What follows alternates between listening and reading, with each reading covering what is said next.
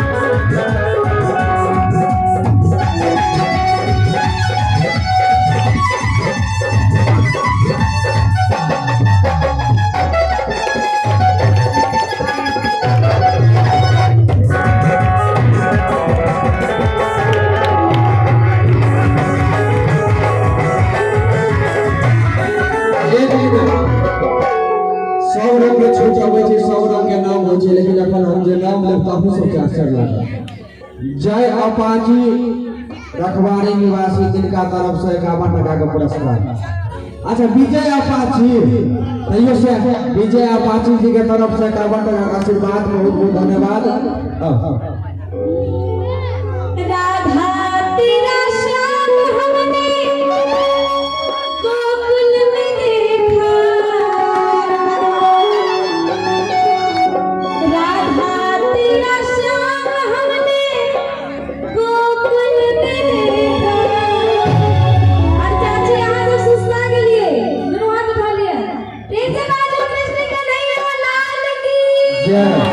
बेसी ने कहे चाची के कहिरो पड़तो हो हमरा बोला राधा तेरा श्याम हमने आ देखा गोकुल में देखा आ क्या करते हैं दोनों हाथ को उठा के मीठी मीठी ताल लगे सर मुरली बजाते हुए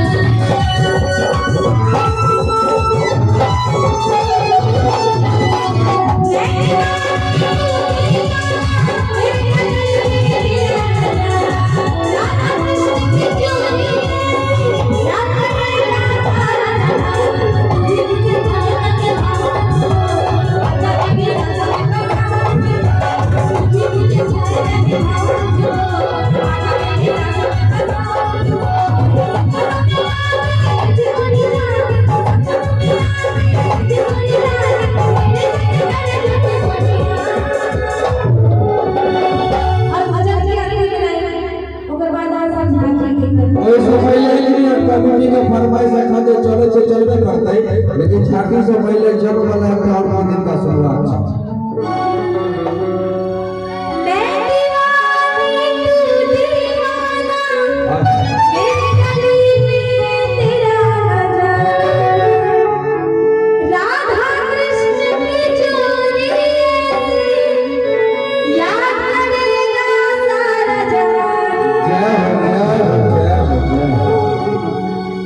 क्या बात है।